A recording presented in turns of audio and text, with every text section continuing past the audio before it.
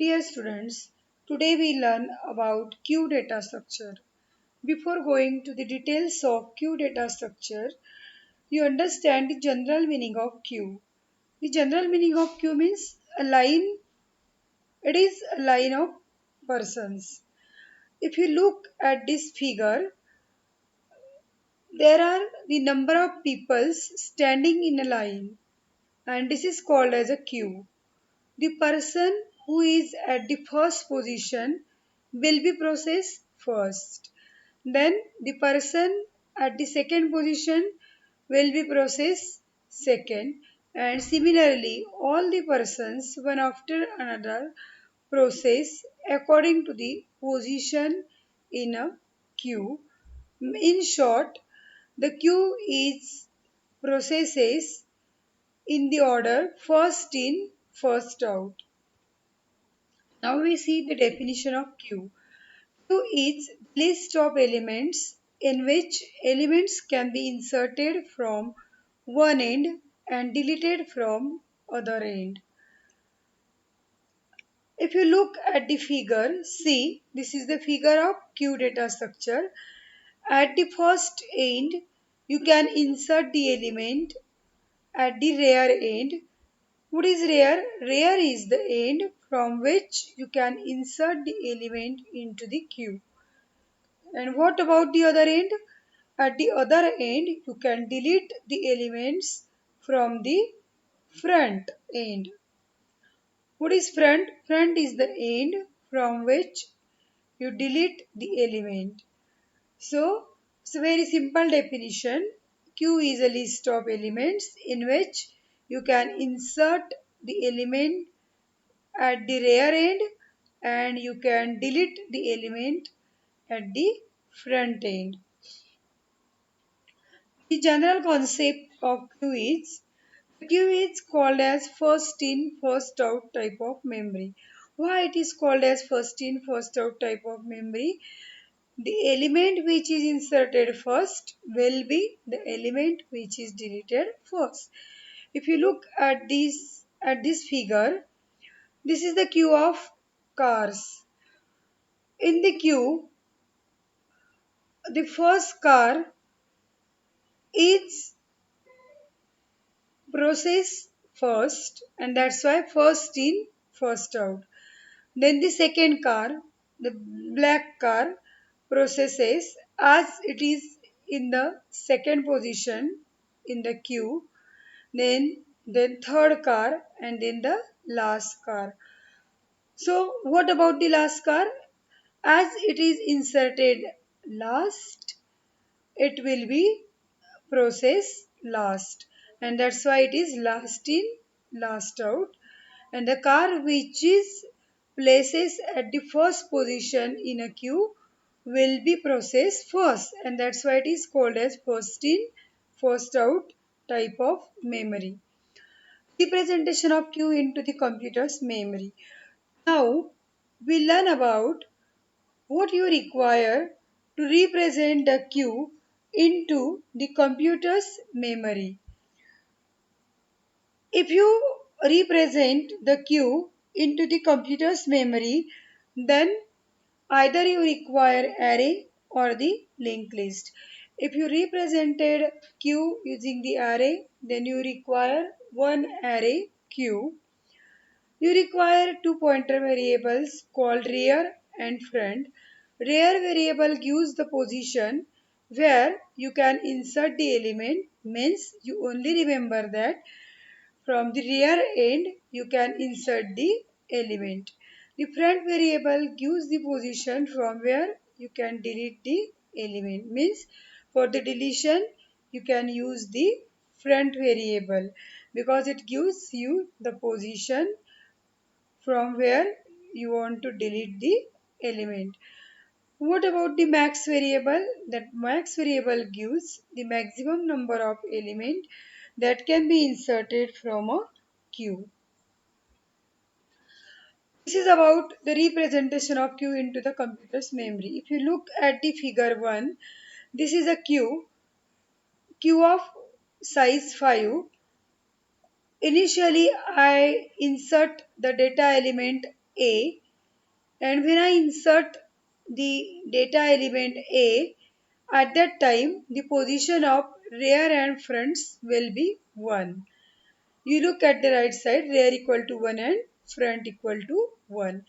If I want to add the one new element B, see at the figure 2.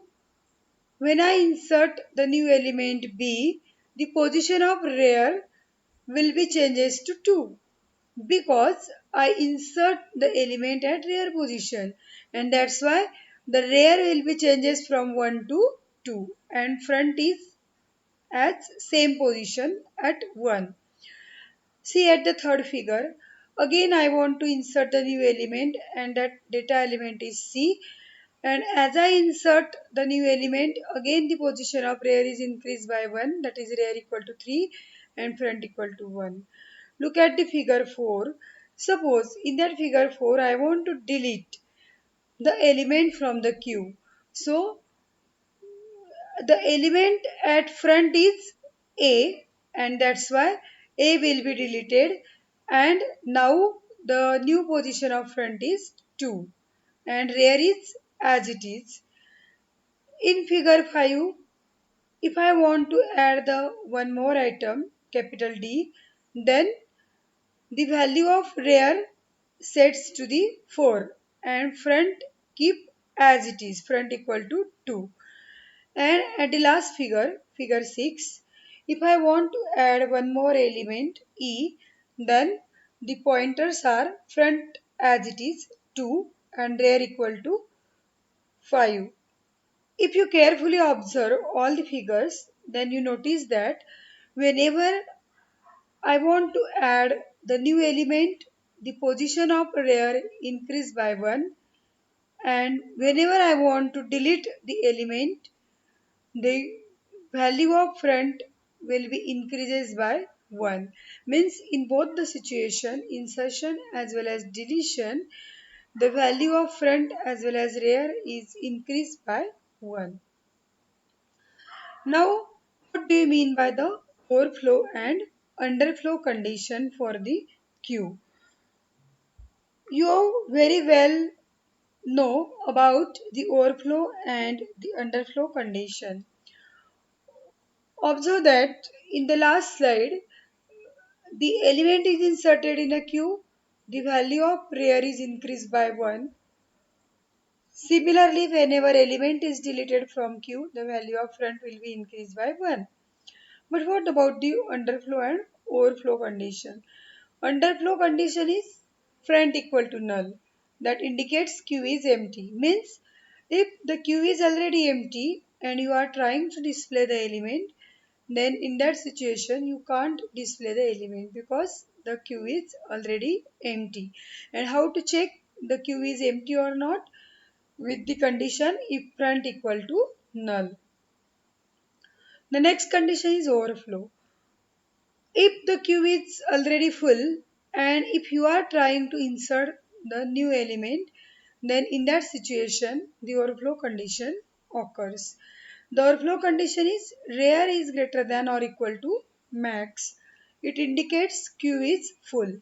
But sometimes the value of front is greater than 1 and rear equal to max. Then queue is not full, and for this you refer the figure number 6. See at last figure, figure 6. Here the value of front, what is the value of front? 2 means it is greater than 1, and what is the value of rear? It is equal to the max. But the queue is not full because the there is a space at the first position, means the queue is not full. So this is the drawback of simple queue, and hence there is a new concept, and that concept is the circular queue. What is a simple queue and what is a circular queue? The simple queue, it is a queue in which the condition of overflow occurs when rear equal to max is called simple queue. In such a queue, the memory is not used effectively. Why the memory is not used effectively? Because as we already seen that in the last figure, figure number 6, there is a one space vacant at position 1, but still it gives the overflow condition. And that's why in simple queue, memory is not effectively used. Hence, the new concept is introduced, and that is the circular queue. The queue in which q of 1 occurs after q of n. Here is the mistake. Here q of n.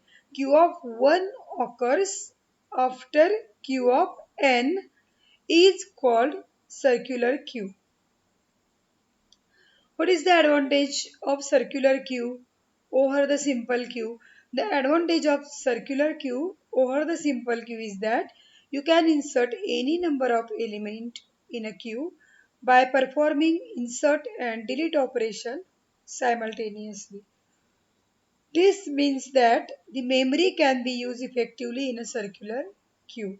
But in a simple queue, you cannot insert the new element by performing the insert and delete operation simultaneously.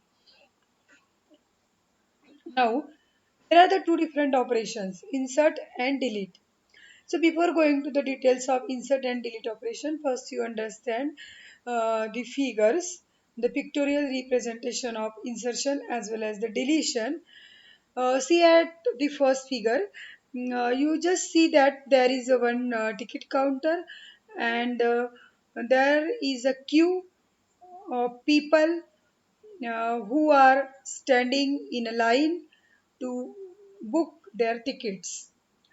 The total number of peoples are 5, A, B, C, D, and E. The first people is at the front position, and the last person is at the rear position at the rear pointer. Now, the second figure shows you the insertion operation. See, in the first figure we have only 5 persons, A to E, and now the one F person insert in a queue, and that new person is inserted at the rear position, because you can insert the new element or the new person at the rear position.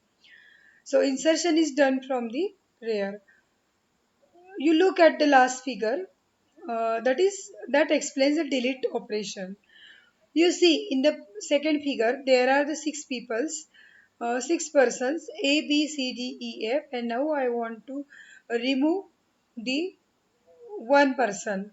I want to remove the person who is at the front position. And obviously, you look at the second figure, the person A is at the front position, and I want to perform the delete operation. So that's why the A person will be deleted after performing the delete operation.